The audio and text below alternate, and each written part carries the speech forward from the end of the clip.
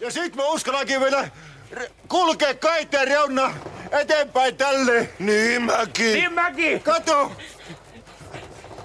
No sillä tavalla, niin sitä pitää. Mutta hei, ei saa tipahtaa. Ei saakka. Jos tästä tipahtaa, niin siinä voi mennä vaikka mahan keskeltä kahtia. Niin ja sit vois pää ja jalat mennä vaikka miljoonassa kohtaa poikki. Niin ja sit voi suolet sinkoilla vaikka minne. Niin ja sit paska valuis pitkin seiniä.